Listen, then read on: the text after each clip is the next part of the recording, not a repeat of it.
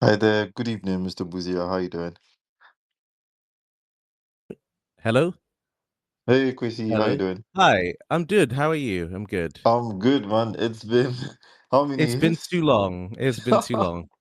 Yeah. First of all, congrats on I wasn't able to attend your wedding, but I wish I did. And also congrats on your progress on your career, everything you've been doing. We'll delve into it, but I just want to say like I'm proud of you and everything you've Thanks so accomplished so much, man. far. I really appreciate that. Thank you. Yeah. Thank you. And So thanks for for inviting me on here as well. I'm really happy to Yes, talk yes, about for this. sure. I mean, I should have done this ages ago. Like, I should have even come to you for lessons on how to even be speaking on here. But then we delve into it with your coaching sessions and all of that. So let's just start with those who are not familiar with you, your name, who you are, and just a little intro to what you do. Sure. So my name is Kwesi Busia. I'm a professional voice actor. I've been doing this for about 5, 6 years now, and I do this full time. So I don't. It's not a side hustle for me. It's not something I do, for fun or on the side. This is how I put food on the table. I'm very happy to say that I found a lot of success doing it, and hopefully throughout this, or definitely throughout this little talk here, I'm gonna kind of go through the techniques and tricks and things you need to be aware of so you can also do it too if that's what you're interested in, and if you've ever had a love for voice acting or creativity or entrepreneurship. Hopefully, this gives you some starting ideas that you can implement into your own journey.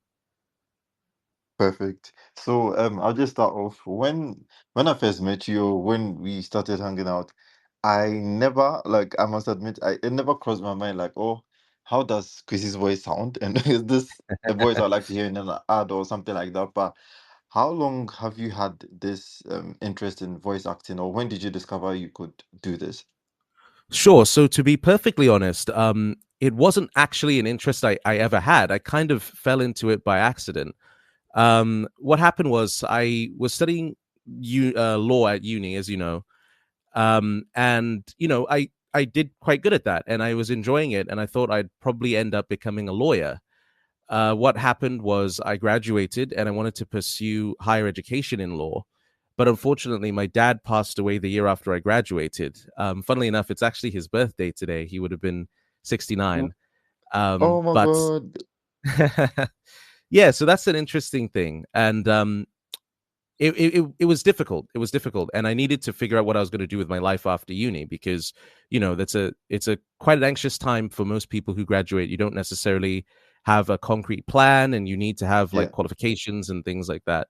So my aunt at the time was she had started her own media production company, Okay.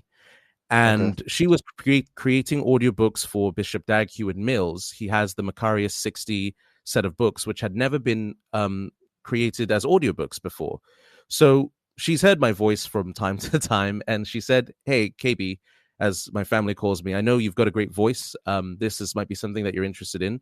Why don't you Yeah. come to the studio and record a book for us?" And I said, "You know what? Sure. I'm not doing too much else at the moment, and it seems like an interesting kind of gig. So I'll go do that and make some money from that." And the first time I did it was interesting because I don't know if you've ever done something where it's you're not necessarily killing it, but you're really enjoying it, right? Like if you've Yeah. tried a sport that you're not excelling at and you're not scoring, but you're really enjoying the process of learning it. Yeah. Yeah. That was kind of what my first time behind the microphone was like.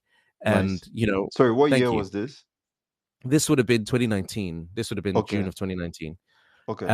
And so I just kind of kept going at it and building the skill and building the muscle and getting better. And one audiobook became two, which became three, which became four. And I ended up doing about 15 to 20 in the end, I believe. Okay. And then that was it. The project had ended. And I was looking at voice acting beyond working, with my aunt, like doing this as a career. And I found that actually this is something that people do. This is a real opportunity here. So I bought a microphone and I put it in this little small room in my house, which I hadn't been used for a while, a couple of years, so it needed some TLC. But I started with my microphone and I had my laptop on the table, and I started looking for jobs online. And because I'd done this for a year, I got my first job online within about 4 days. Usually it takes longer than that, but that gave me the confidence to see that okay, this is really something here, and I just kept pursuing that and pushing that, and the rest is really history. Here we are today. Nice. So with the first job, is it possible to say who that was with? What kind Yeah, of it was gig was it? actually it was an audiobook because I was kind of marketing myself as an audiobook narrator primarily because that's where I had experience. It was a self-help book by an author called Jean Turk. I believe he is Turkish. And Okay, I don't remember the name of the book now. I'd have to go and double check it. But it was a very short audiobook. It was about maybe okay, 50 pages. And yeah, it was the first time I'd seen that you can put your voice online and you can have a client come to you and say, "Hey, I'll pay you this much for this amount of work," and after some negotiation, you can actually get paid that money for, for the job. So that was really yeah. inspiring, and that's when I realized that So okay, it sounded like the first few gigs you got were more geared towards audiobooks. So when during this period, did you understand this as voice acting in general, like what we've been hearing on radio, seen on TV, or what was your perspective? yes. So I did understand it as voice acting generally, but because I had experience with audiobooks, I kind of started there.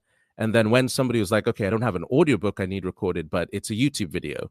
That was when I was like, okay, it's mostly transferable skills. So let me give this a shot and see, how that works. And then, once you've done one, it kind of snowballs and one becomes two, two become four, four become eight. And, that's how I kind of started voice acting more broadly than just audiobook narration.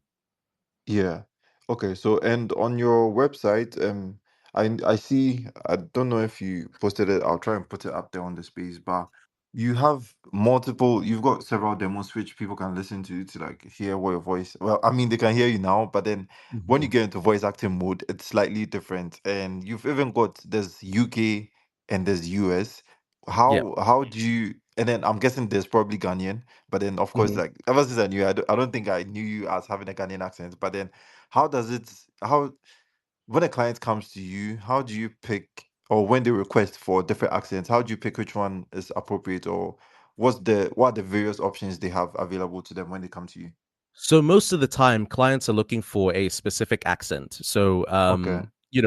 certain clients, let's say in the UK, of course, are going to be more geared towards the British one.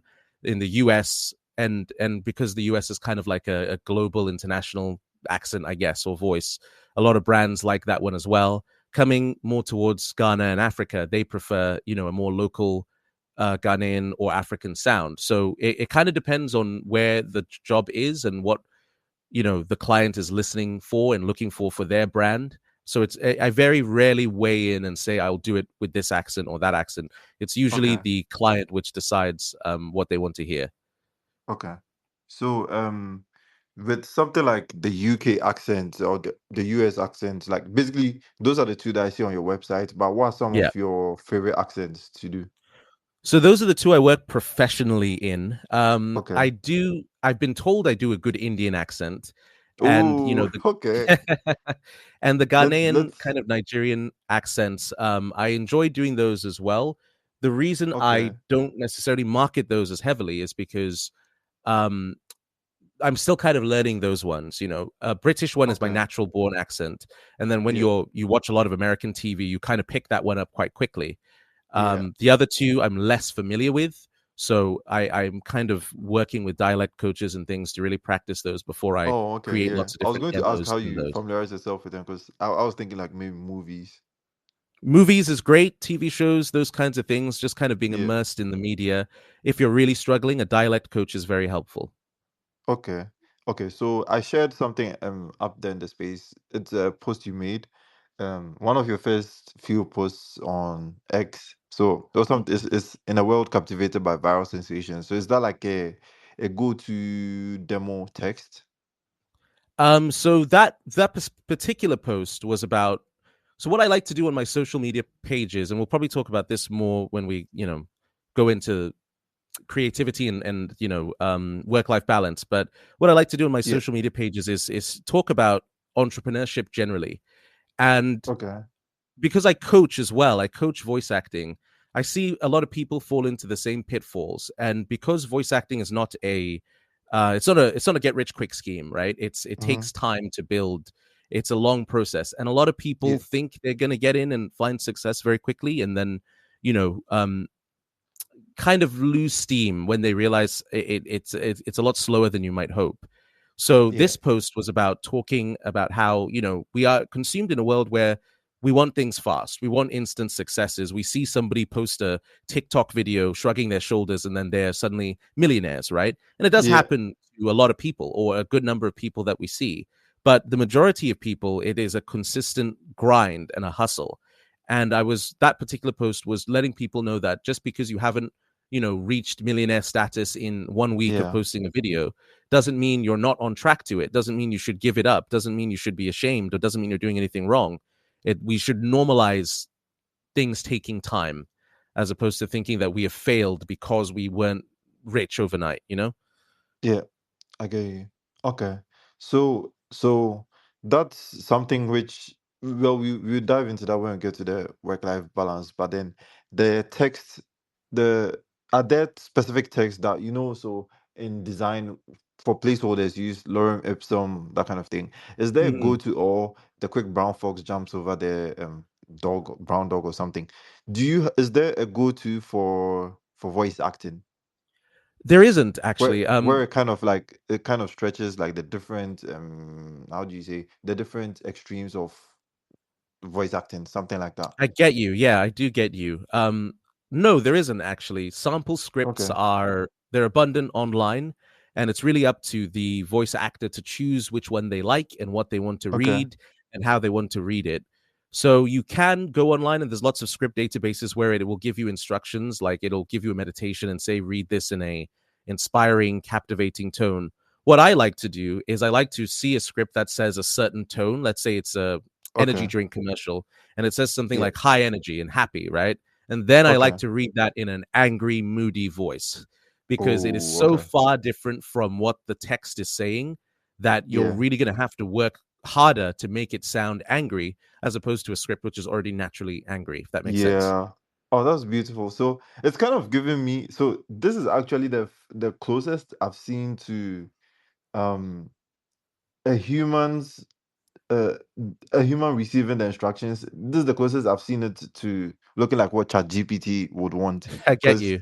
like, on your website, I'm seeing, so this Yosuya Kaidan, it was a US accent, but then Yeah, I don't know if you call it instructions or prompts, but it's narration, dramatic, apprehensive, concerned, exactly. scary. And it's giving me like ChatGPT, because like in a normal sense, like I wouldn't talk to you and say your voice is dramatic, apprehensive. Like that's a very weird way No, to I describe completely it. But understand. for Yeah. voice acting, it's more, it helps you understand what the client is looking for. Exactly. That's what separates Okay. voice actors from people who are just speaking or reading, is that Yeah. we kind of, and I know you're quite familiar with computers. So we Yes. have to kind of break down text Yeah. into these kinds of categories: angry, Yeah. sad, happy, slow paced, Mm. fast paced, dramatic, exciting, that kind of thing. That's Yeah. really where we make our money, is that most people would just hear that conversation and just, okay, I spoke to this person, or okay, I read this text. We have to kind of see the matrix, as it were, and break that down into something that we can add specific emotions to make the Yeah. audience feel a certain way. Okay. Okay. Yeah, that's definitely amazing. And it's making me think of dubbed anime. I don't know if you Hmm. watch anime. Do you? I do. I do. You do? Okay, what's some of your favorite animes? Like your Attack on top Titan three is go to. really good. I know Okay, Dragon Ball is always going to be, a popular one, a classic. okay, Naruto, I yeah, was really into when I was younger. So yeah, okay. the No big One ones Piece. really. One Piece, I'm waiting for it to end so I can get What? into it, because it's quite a No, commitment. don't do that. This on like episode 1,000 something. I'm Exactly, right. actually It's now quite a around like commitment. 700. Oh wow, you've done well. You've done well. Yeah, yeah. I don't think it's ending soon. Apparently, it's gotten good. I just finished one of the arcs, so the Oh art, nice. the art style changes. So then, with you, so personally, when I'm watching anime, I prefer subs. Yeah, I Hmm. prefer subs. So hearing the actual accent and the tonation, like how it was originally made. But with you, I'm wondering, would you go for that, or you'd go for sub just to hear how the English speakers would translate whatever the original creators of the show were trying to make it. for me, once upon a time, I'd have done subbed, but because of the Okay. nature of my career, I will probably go for dubbed now because those are Okay. the kinds of projects I might be working on one day. Yeah, These are exactly. some of the voices I might be working alongside. So you want to make Yeah. sure you're immersing yourself in what's expected of you Yeah. in that space. So yeah, definitely these days now, because of what I do, I'd go with dubbed over subbed. Yeah. So with the anime, like of course there are different scenes, but then there's a type of there's a kind of character in mind. I don't know. Okay, let's say so yeah, you've seen Attack on Titan, right? Yeah, yeah. Okay, so let's say who was it? The leader of the one of the leaders. Okay, so basically when they are trying to say something inspiring, to basically inspire Hmm. the how do you call them, the soldiers, right? Hmm. Like we are preparing for a battle and we're about to like go attack something and we may die, it may not go well. How do you describe what would be the prompts for that kind of like, if you were So I'd being say given the something like script? commanding Yeah. would be one of the words I'd use. Emotional, Yes. because there's the when you're about to die, obviously it's quite emotional, Yeah. but you're trying to galvanize people. You're trying to inspire them. Yeah. So I just think about what is the goal of what this character is trying to accomplish. What's the goal of Yeah. what the scene is trying to accomplish, and then Yeah. I kind of import those words into the text, which doesn't necessarily say that, but that's how I would infuse the words I'm using with that kind of vibe, I guess you could call it. Yeah. Okay. So switching away from anime and bringing it back home, I've always had this feeling or thoughts where that Africa has been, or at least Ghana has been more oratory than written. So like Hmm. we had this like by the fireside where like they tell stories and then we sit by the fireside and literally like listen to the stories, like story time or quick one answer Hmm. stories, that kind of thing. It's always been more auditory than written. And that's why Yeah. like a lot of history, like and then uh, it's created this perception of we don't like to read. Like if you want to hide something from an Hmm. African or a Black American, you hide it in a book. And I feel like Yeah. it's always misconstrued because it was more we were more auditory, we were more like oral, like telling the Yes. stories. So it hurts me to see how we missed out on the whole podcast wave because I feel like it should have been something we should have been big on, but somehow we Yeah. just did Me more too. radio and then kind of missed out on podcasting. Like we are now trying to catch up in the podcast scene. Um, how do you feel about the auditory? I don't know what the industry is called, but like the audio landscape in Africa. What are some of your perceptions? Some things you've noticed, Right. That's a especially very good contrasting question. to the West and That's a other very good places? question. Um, I think the biggest thing holding us back is not a lack of interest. It is a lack of access to equipment Hmm. and good quality Okay. equipment primarily. Because again, I coach, and what holds a lot of people back who are interested in it is that yeah, they can get the microphone, but do they have a quiet space to record? Do they All have a right. treated space to record? How are Yeah. they going to if they need to do it like in person, do they have a microphone or multiple microphones or a video camera that's good quality to record that podcast? So Yeah. it's access to equipment that we really struggle with, and maybe we don't struggle with it as much as we think we do. I do think Yeah. that we tend to assume a lot of this stuff is a lot more expensive than it is, and especially these days they create a lot of good quality equipment with on a budget. You can get a pretty good studio and a pretty good video camera. Even our phones these days are Yeah. good cameras and recording Yeah. devices. Probably not for professional voiceover, but you know what I mean. Like we can use Yeah. our Yeah. phones a lot. So I think it is more of a perception of inaccessibility that we've Yeah. had probably over a long period of time that has made us think we're still having difficulty accessing those spaces now, even Yeah. when the access to them is significantly easier.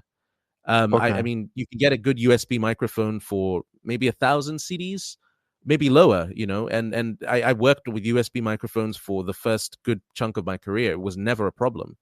So I think with USB microphone. So podcasting, how do those work? They plug into a PC? exactly. So there's Okay. two types of microphones. There's USB microphones and there's XLR microphones. Most of us are probably more familiar with seeing XLR microphones, but What do USB those look microphones like? are they look exactly like the regular microphones, but when you're plugging them in, you have to plug them into another special device, which you then plug into your computer. So you can't Oh, just so like buy an the antenna XLR. type of thing? It's a small box. Yeah, a Okay. bit like a TV antenna, or like a TV decoder. I don't know if you know the Okay. DSTV box. Okay. So it's probably like a receiver of. Exactly, something like Okay. that. It Okay. just kind of converts the signal. So you Okay. plug the microphone into that box, and then you plug that box into the computer, and it is more Yeah. expensive. And Yeah. yes, the quality of XLR microphones is better in the sense that you don't have to do as much editing to make it sound professional. But with Okay. USB microphones, I mean, with a little bit of time in the audio editing suite, you can really Yeah. tidy them up and make them sound very professional, and it's not a problem at all. So if we could kind of gear our people more towards, hey, it's actually fairly easy to start a podcast, Yeah. and Okay. with lots of So software then these days. let's take you back to the early days when you were starting. So I know your first project was with your aunt, so she already had like a studio. But then Yeah. when you sort of branched out after recording those audiobooks and you were trying to start off on making this, like making a career out of this, what was your gear like? And then basically take us through what your current studio is. So like I know on your website you've got the Rode NT1, a Hmm. cardioid microphone, but like tell us how you started, like the gear you started with and then where you're at now. And then if you Oh, could, if you can remember like how much it costs to like get the different things and how basically you acquire them. Just take us through your sure, stack from the beginning to now. sure. So at the very beginning, you're working on a budget. You don't know if this is going to be extremely successful. So I wanted to keep Yeah, costs low. I had a laptop from uni days, so having a computer or a laptop wasn't a problem. What I needed was the microphone. yeah, And the USB microphones are fairly inexpensive. I think at the time, prices in Ghana have gone up quite a bit from then, but I think at the time it was about 750 CDs. It was how much the okay, USB microphone was, and you just plug and play it. You plug it into your computer, you're good to go. So in terms of equipment, that was all I needed. In terms of environment, what I needed was a quiet space with minimal echo. So there's not, loud noises from cars going by or children crying or anything like that in my audio. So I found a room in my house that was away from any windows. It had a lot of stuff already in it. So there was no echo. It wasn't the most comfortable room, but we weren't doing this for comfort and glamour. We were doing this as a proof of concept to see if it would work. So it was just the laptop on a table, which was a bit rickety. When you moved it, it made a bit of a noise. So I had to be quite still. And then there was the laptop in front of me. There was the microphone on the desk. I had a little chair that I sat on, and it was in a small room with lots of stuff in it. My grandma's stuff from when she was using that room. So in terms of stuff, boxes, curtains, fabrics, pillowcases, that kind of thing. Nothing you probably wouldn't find in any house that's been lived in reasonably well, and nothing expensive. And yeah, yeah, that's how I started. It was a very inexpensive process. The only thing I needed to buy was the microphone. The only okay, things you need are the microphone and the computer and a quiet space. okay. So that was the beginning. And Exactly. like take us through how you basically acquired the different equipments up to where you are So from the at now. profit I made from recording with the original equipment, I was able to upgrade my equipment into stuff that's I wouldn't say it's made the difference between what jobs I get. I think I could have probably done what it is I do today on that starting equipment, if I'm being honest. But it's a lot more convenient and comfortable now. For example, I bought a mic stand or a boom arm, I think they call them, which means I can just kind of rotate the mic around me, move it away instead of having to lean in on the desk with a table stand. The microphone I have changed into something that I don't need to spend as much time editing in the audio editing suite. So once I've recorded the project with a little bit of changes here and there, it's pretty much good to go to send to the client. Instead of Yeah, having to hang up big curtains and things like that around the room, what I've got now are audio absorption panels. Most people have probably seen them, like the foam, and then they're these little square panels that aren't too big, but they absorb reflections and echo. And yeah, it's nothing has changed it from, okay, I couldn't make a good standard of living with the stuff I had before. It's just more convenient and quicker now. And to give you an example, the Marvel Studios voiceover I did was on the USB microphone. I didn't need to shell out an exorbitant amount of money to get a job with Marvel Studios. So it yeah, really is, the stuff is about convenience and comfort more so than it is about necessity, if that makes sense. yeah. Okay. So currently, what's your tech stack like? Without nerding out too much, just break down your stack for us. So it is a NT1 microphone, which is the one that if you've probably gone or you've seen any voice actors do stuff for like Pixar and things like that, behind the scenes videos, it is pretty much the quintessential recording microphone. Yeah, What I have the so as we were talking about XLR microphones before, and they need what yeah, is called a audio interface. You connect it to the audio interface, and then you connect yeah, that audio interface to the computer. So I have what is called a Focusrite Scarlett audio interface. It's a small red box that just, you need it to use a XLR microphone. And then I've got some acoustic treatment, acoustic panels, Rockwool panels around. I mentioned the boom arm mic stand, which is the thing that lets me move the microphone more conveniently towards and away from me as I yeah, need to. And then we've got a pop filter in front of my microphone. So if you've anybody who's heard their voice on a recording has probably heard that pop sound that when you're using p's and b's and plosives. The pop filter just makes sure that I don't have to deal with that, so I don't have to be self-conscious when I record and worry too much about, is this making a noise, is this, do I need to edit this out? That's all taken care of with the pop filter. And then in terms of software, I use Adobe Audition just to if there's any background noise, I can remove it with that. If I'm trying to add music, I can add it with that. That's my setup. yeah. Okay. So speaking of like editing and cleaning it up, have you considered creating video content? I have considered creating video content. Do you mean video content in terms of like animations, or do you mean video content as an No, so on-camera more of work? like so similar to what you posted on what I have up here on the space. Yeah, Um yeah, yeah, yes, do I you have. it I know it's voice acting, but then like basically it's how comfortable are you being in front of a camera and like are you looking to create more of that kind of content? Absolutely, absolutely. It's something that I'm very interested in. The reason why I haven't done as much is just, in my personal life, I'm kind of between moving places and things like that. So I just want to kind of Okay. settle some things on that side, and then I'll definitely commit more to on-camera work. Okay. The thing with on-camera work is that you need the equipment set up, and when you have a room that's primarily for voice acting, and then you want to do video editing, you have to move things around a lot and fix the lighting, and Oh, it's a bit tedious. So okay. I want to in future get like a dedicated space that I have for video recording. So I just go over there, I sit there, I record, and then I come back. As opposed to, okay, now I need to move this around because I'm in video recording mode, and then I need to change that back around when the client's message and I need to record something. Yeah, that's interesting. So I imagined the studio for recording video will be the same as audio, but it turns out that's not the same. Not necessarily, because of Okay. how lighting is, and you want to make sure you've got like a good Right, right. background and things like that. You do have to move things around a little bit, and yeah, Yeah. yeah. Okay. So next thing you mentioned you spoke about working with Marvel and then the stack you used, but then what was it like working with Marvel? What exactly Oh, that was was it like? What did you do? so. If you go on the Marvel UK YouTube page, there is a audio description trailer for the Black Panther 2 movie Yeah, trailer. Audio yeah. description is basically when blind people want to watch a movie, or they create an audio described version of the content which explains to blind people what's happening.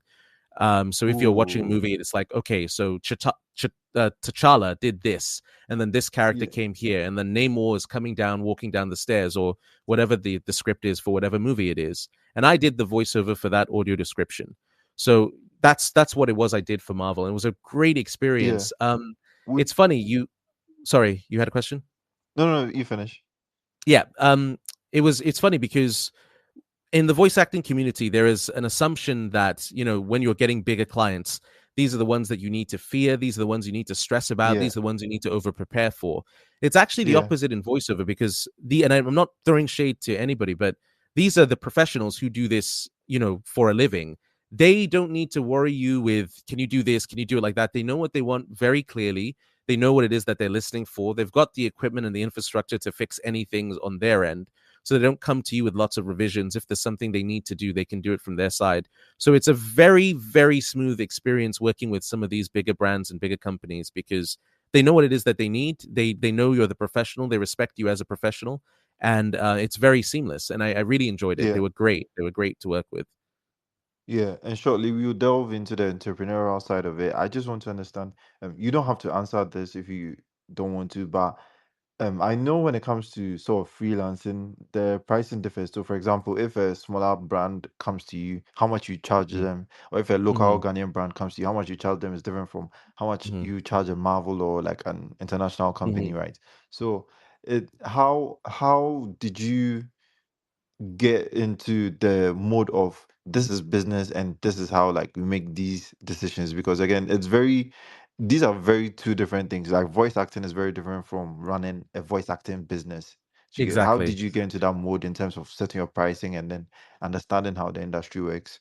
So well, that's a very good question, and there's so many different angles to answer that from. What I would say is that you want to be true to your pricing structure, and you never want to work for less than you think you're worth. And if you know that there is a project that you're doing which could potentially bring your client a lot of money, I think it's only fair that you price yourself appropriately because you are contributing a lot to that project. So you also, I mean, yes, you do need to be mindful of what the client's budget is, and not every job, especially as a newer voice actor, not every job you do needs to be about the money. Sometimes it is about, I need something on my portfolio that represents this side of my voice. I need a meditation, or I need, something that shows me with other people, like as a character, right? It depends. Again, it's your choice. If you want to do something that, might be a bit on the cheap side, as depending on what your needs are, but you're getting some good exposure because this is for a channel that has 50,000 followers, you can do that. If you are very much a stickler for your paper, as it were, and you're deciding like, no, I'm not going to do anything below a certain price, you can also do that. So pricing structure is something I do talk about a lot in the course, and it's a big topic. I'd say never work for less than you're worth, but also have some humility and be flexible in terms of what you charge people, and be mindful that some clients will have a budget that other clients don't. So a good kind of practice is to ask the client what their budget is, and you will never shoot yourself too low or too high when you know what it is that they're working with. Yeah. Okay. So now that we are in the entrepreneurial side, just before we get into the courses, could you just explain what your how you get inspired to create, because in this you still have to be creative, like how you get involved in the creativity Mm-hmm. aspect of it and also your work life balance. How do you do that? Sure, great question. So voice acting and as you were talking about in our African cultures is something that we've done for years and years and years and years. When you turn that into something that a client is paying you money for, it kind of stops being about the creativity and starts being about doing a job. And yes, it's true, the creative aspect of that can be diminished when you're doing it for somebody who wants it done in a certain way. Suddenly you're not doing it how you want to do it, you're doing it how the client needs you to do it. Yeah. So, in terms of balancing creativity with my job, I like to kind of, I wouldn't say separate them. And a lot of clients are quite fair and they're like, you're the expert, do it how you want to do it. Not every client is like, I need it done like this, like this, like this. Some are, but most clients really trust your expertise. But for the clients that don't, that's kind of why I do my on camera work, and why that's stuff and YouTube and my social media page. There's a fair few on camera videos, and I talk about things that I'm passionate about, and I do things in a way that I enjoy, and I write the scripts, and I put the music at the back because that's where I get to exercise my creative muscle. When you're working for a client, you don't have as much freedom to be creative, but when you're creating Yeah. your own content, which is fairly inexpensive to do in today's day and age, and I encourage any voice actor to create their own content. You get to be more experimental and more free with how you express that creative muscle. So I'd say I kind of separate the two in terms of creativity and business, and then work Yeah. life balance is something that I've struggled with in the initial stages because, as I mentioned earlier, like you're not paid a salary at the end of the month when you're doing your own business, voice acting, or any kind of other entrepreneurship. You're paid according to how much you can hustle, essentially. So I Yeah. really struggled to take my foot off the pedal. And I used to work on weekends, and I used to not end my days early. And I used to, work at a certain time, and, 6 p.m., 8 p.m., up till midnight, I could be working. These days, I'm more conscious about that. I would say getting married has helped with that a lot because Yeah. you have to structure your time around somebody else as well. So I don't work after a certain time. I try to limit my work on weekends as much as possible. Most weekends I don't work. If there's a project that I really like or I'm getting paid a certain amount, then I will, go out of my way to do that. But by and large, I don't work on weekends. I used to start, I woke up at 6 a.m. and I'd start work 2 past 6 a.m. Right nowadays, I wake up at 6. I don't start work until about 8, 9, 10, maybe. And just healthier practices that allow me to enjoy what it is that I do and still have a life outside of what it is that I do. Yeah, that's epic. A few things I want to touch on. First off, congrats on your 1 year anniversary. That was Thank you about very 6 much. weeks ago, and Thank you very it's much. funny enough. So, Kwesi, his wife, and I all went to the same uni, so it's really wonderful seeing them come together. And speaking of work-life balance, like you still brought your woman into this industry. How did that turn out? Like, how did she discover that she's also interested in this? I'm That guessing was it that, was through you. largely through me. She had a creative background before as well. She used to do like plays and acting, and in Yeah. church she used to do church choir singing and things like that. So she had some kind of foundation in creative arts before she met me. But Okay. I think the way that I do voiceover and the way that I approach it is I think it inspires a lot of people. I'm not trying to, praise myself. I learned it to do it this way from other people. So the praise Yeah. is not on me. It's on the people who taught me. But Yeah.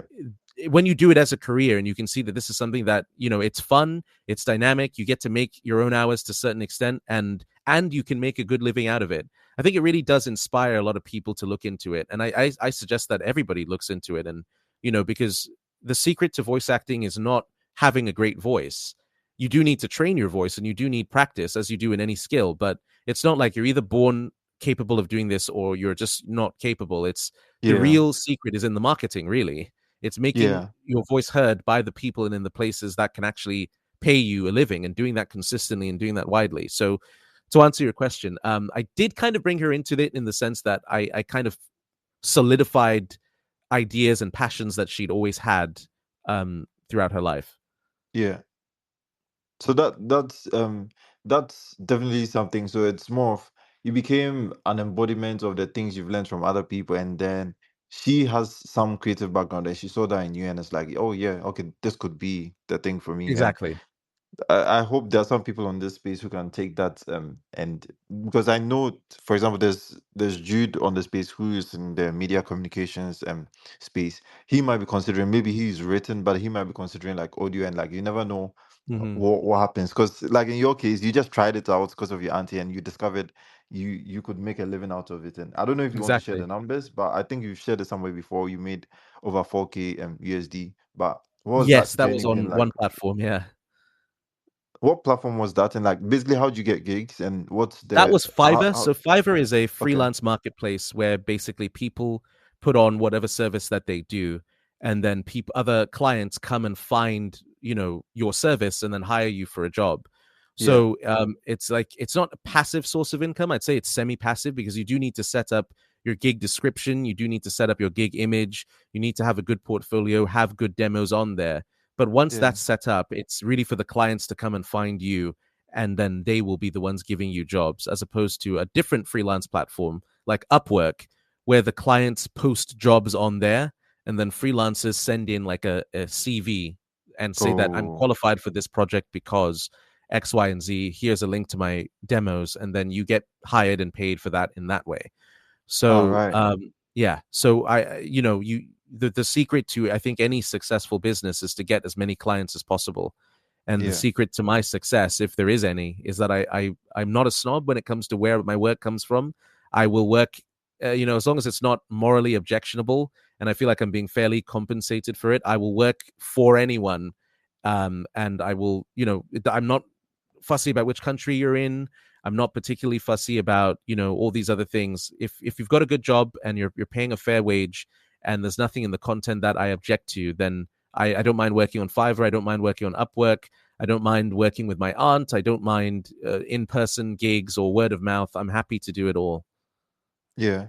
And in terms of getting compensated, obviously the foreign ones will pay more than the Ghanaian ones, but then what's that journey been like? Like how much would you say the breakdown of your revenue outside Ghana versus Ghana? Or let's just So, say I, Africa. Let's group Africa right, together. So right. Africa and outside. um, Yes, the majority of the bulk of my work does come from outside Africa, and on average, the jobs do pay better. Yes, but it really depends on your negotiation skills and I guess which clients you're working with. But yeah, I would say that most of my work comes from outside Africa, and Okay. yeah, on average, they do pay better. Yeah. And in terms of a lot of people have this, what's the word? Like there's this it's uncomfortable hearing your own voice, and at Mm. least for me, so like whenever I host Twitter spaces, I've never listened to them after, and like I'm pretty sure I that get there are that. some things I could learn, like maybe my pacing or how I interject and that kind of thing, but it's very hard listening to my own voice. How is that like you like for you in terms of improving or honing your skills? I feel like you're pretty much forced to listen to your voice over and over again, or like you said, Yeah, you you start are. work at, let's say, 8 a.m. or 9 a.m. and like you close at the end of the day. You probably you have like 20 takes and you have to listen. Is it perfect? Is it good enough for the client? Is that annoying, or it's something you're used to? Like, does it still annoy you? What does that It's feel like? something you get used to, but it's never not annoying. Even to this day, like there's a lot of inherent cringe in voiceover that you kind of need to embrace. Yeah, And the more you do it, the easier it gets. But yeah, often people in creative spaces are quite self-critical, and they're like, "Oh, I should have read it like this, or I should have done yeah, this, or I should have done that." yeah, And it doesn't necessarily ever go away. But I think the more you do it, the easier it is to do, and the more you get positive reinforcement from clients, especially paying clients, the less you worry about it, because it's like, okay, I don't necessarily like how this sounds, but if I've got over 100 people willing to pay me over $100 for this kind of work, maybe my opinion on my own voice is not the one that I should be listening to. Maybe it's the clients, and they seem to like it. So just keep doing what it is that you're doing. And does that make sense? I think that makes sense. yeah. Makes sense.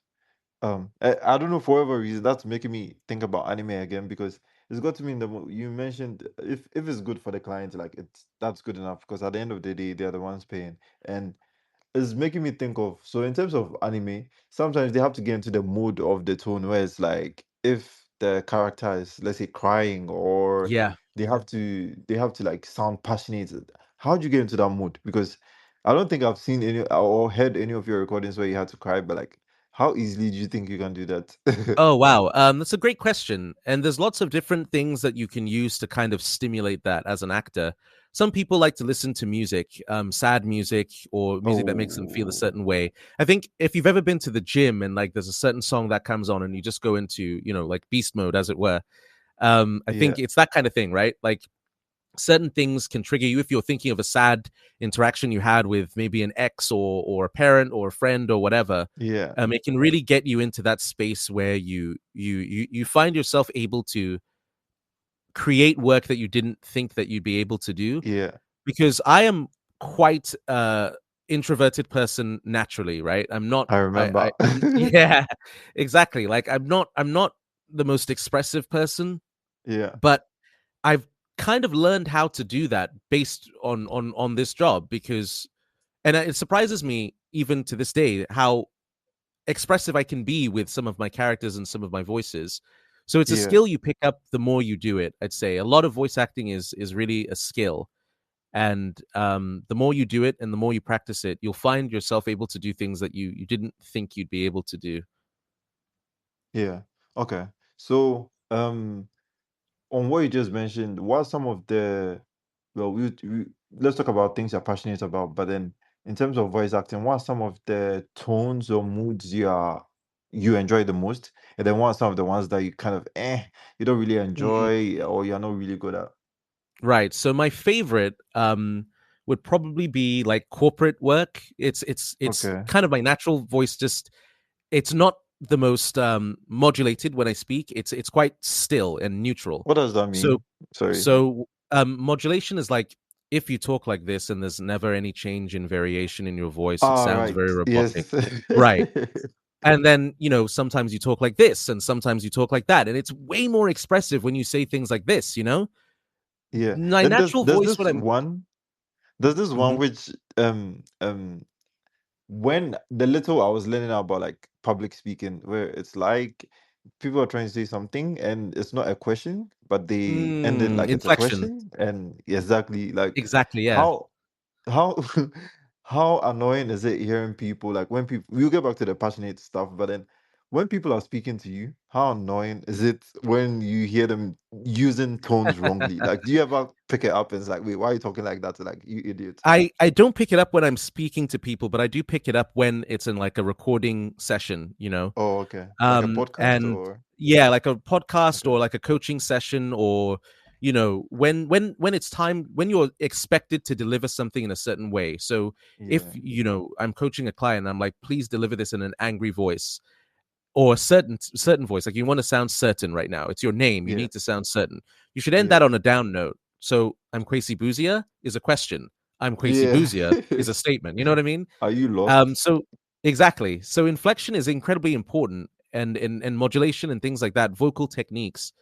Yeah. If you don't know them, you will probably use the wrong ones at the wrong time. Again, that's the skill of being a voice actor, is knowing which tool to use at which Yeah. time.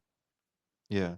Okay, so then let's get back to the passions. So like which are the tones of voices you are passionate about, like the ones Sure. you So enjoy? I really enjoy the kind of corporate, steady. You know, it's kind of just how I speak. It's a bit, it's very simple. You don't have to exert yourself too much. It's clear for people to hear. It's not necessarily the most engaging, but if it's something like a bank, for example, which is just trying to get information across, they're not trying to excite you. They're not trying to stimulate you. They're just trying to inform you. That is a very easy kind of mask for me to slip on because my natural voice Okay. is quite a bit like that. Yeah. Um, Anger is one that I do enjoy. It's not one that I get to use very often because a lot of my work is more um commercial and narration work. I haven't had the opportunity to do much character work because character work is usually done in person. So every all the characters in the How do project you say are that? on the What's same. the word again? Which one? The para what's the word? Um, which word did I use? I said that Parody or something.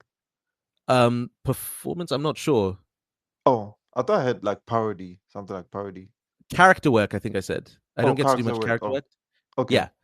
Okay. Yeah. Character work is not something I get to do much because productions usually want all their actors who are doing characters to be in the same space with the same microphone, so all the voices sound like the same quality. So as a Oh, right. freelance voice actor from Ghana, I don't get much opportunity to do character work because you need to That go to the sucks. places. Yeah, it is a shame. Hopefully that'll change one day, but as of now, I don't get to do as much character work as I'd like. But anger is an emotion that I do like to do in the microphone Yeah. because I don't have much reason to get angry in my personal life. So it is so far outside my wheelhouse that it's so much Okay. fun to perform. Okay, let's Um, try something. You work remotely, you get paid in dollars, so this might not mhm, affect you as much, but a lot of people, a lot of our followers, for example, follow us for exchange rates, and they get mm, pissed off when the rates are going up. But obviously, it's of the reverse course. for you. Yeah. Yeah. But so then that's what makes it acting.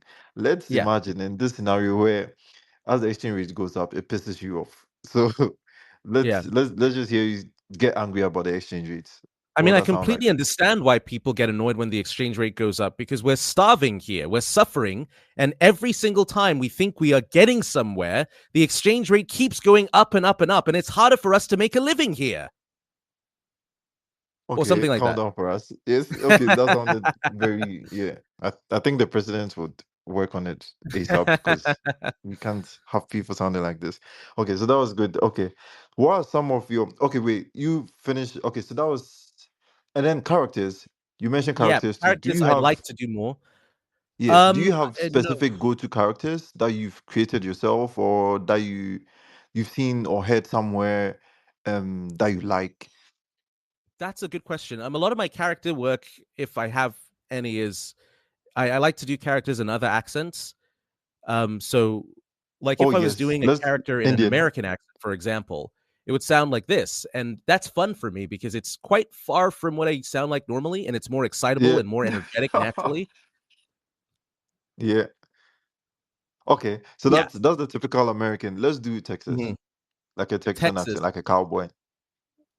Doing a Texan accent's not that hard, actually. Oh, I okay. don't Yeah, get that's much good. opportunity to do that, but the more I do it, the more I like it. Okay, yeah, that's good. Have you practiced that before? Is that something you've ever had to do, or you were No, just I just playing with pulled it? that out. What? Okay, yeah, that was really good. Let's do. You also mentioned you're good at the Indian and I think Nigerian accent. So let's do those two. So, okay, Indian accent would probably be something like this because I lived in UAE for a good part of my life. So I got quite comfortable with doing this accent. It's not perfect. I will continue to improve, but we start from here. We do good job.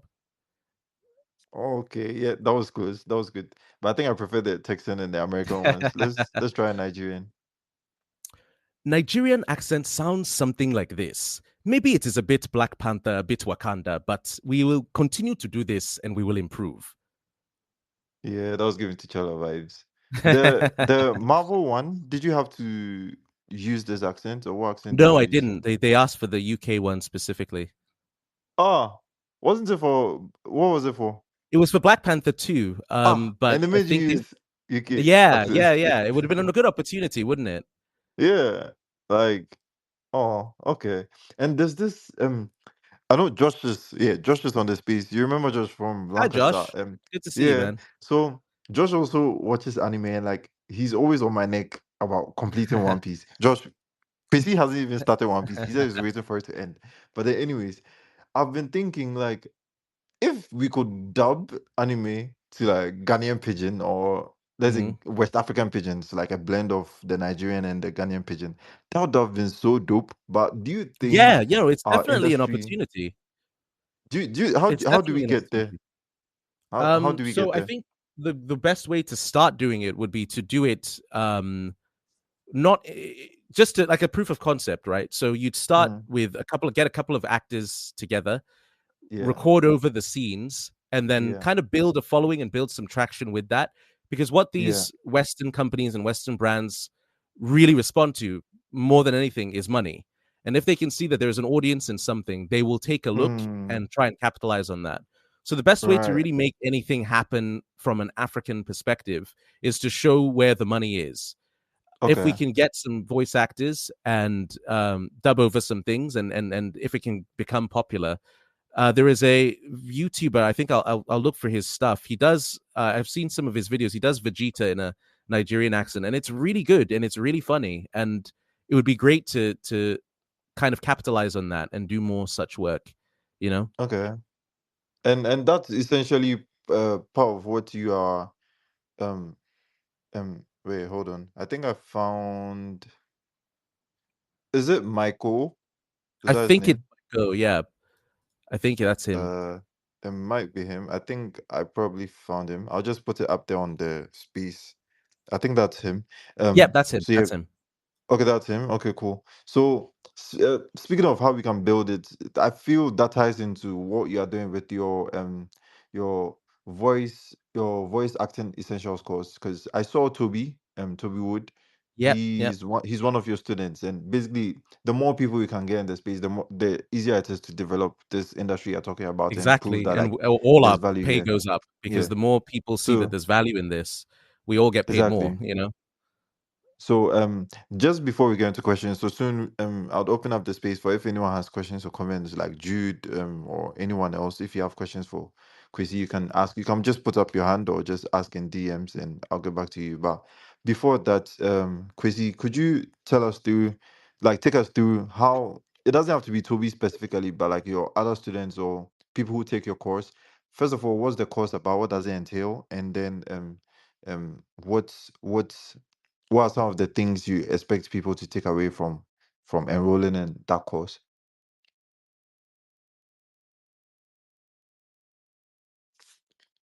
Chrissy, sorry, not sure if you can hear me. I think I lost you.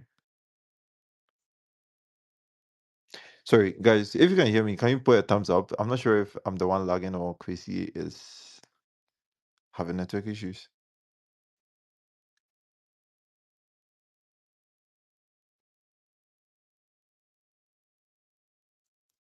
Hello. Okay, I got a thumbs up from Josh. I think Chrissy's having network issues. Okay. So then yeah, if any of you have questions, I'll put a link to Chrissy's course. Um if any of you have questions, you can ask via DM or just put up your hands and Hello, speak. can you hear Christy, me? are you there? Okay, yeah, you're Yeah. back. Yep, Oh, good, good, fantastic. Sorry about that. it's So your okay. question was about the voiceover course, right? Yes. So Okay, just so take us through what the course entails, and then basically what people can expect to take away when they sure, complete the course. sure. So I teach voice acting as it was I learned voice acting. And basically, we divide voice acting into three major pillars. There's the performance aspect of voiceover, which is the fun stuff. It's the stuff everybody knows. It's the behind the microphone stuff. It's where we talk about accents and inflections and pacing and all those kinds of things. Then there's the audio editing side, and that's the part where we really focus on okay, so you've got this audio file, but there is, cars in the back and there's kids crying, and then maybe you want to add music or you want to make sure the music isn't too loud over the voiceover. So that's where we discuss making your voice, whatever you've recorded, sound the very best it can be, eliminating problems, maybe speeding it up if it's a bit too slow, all those kinds of things. Then there's the third pillar, which is marketing your voiceover. So you might have a great recording which sounds great in editing, but if nobody hears it, nobody can hire you. So what we do in the marketing section module is where we discuss the very best ways to make your voice heard by the people and in the places that can get you the most amount of money within the shortest amount of time possible.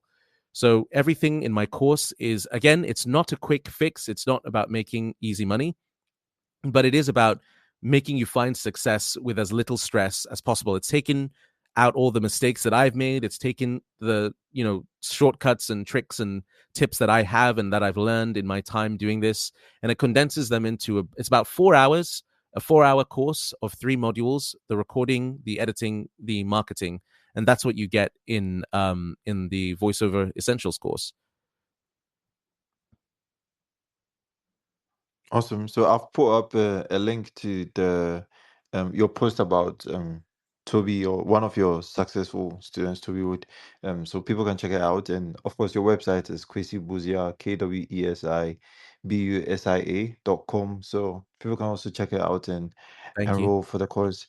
And just before we drop off, I just want you to take us through, like, or maybe I just want to share with you. I think part of what you're mentioning about branding and then marketing, like I'll just share my marketing 2 cents from the experience I have. I think it would be really dope if as your students that enroll for the courses gets bigger, where you could have Mhm. like something, some sort of your content channel where you have like, whether it's anime or whatever, some kind of content where you have different characters and it's like they are practicing, but then at the same time it's sort of like promoting them or promoting the Kwesi brand. I think that would be Absolutely. really cool. So it's like That would be really killing cool. two birds with one And stone.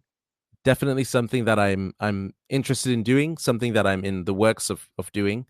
And Yeah, yeah, stay tuned. I've got a lot of plans in terms of making voice acting more widely accessible, especially in yeah, Africa. yeah. I mean, if there's any way we could support you, like in terms of if there are any ideas, if any of your students want to host Twitter spaces or anything like that where they can like practice what they are learning in real life, just let me know how we can help. And Really I appreciate hope that. Thank you.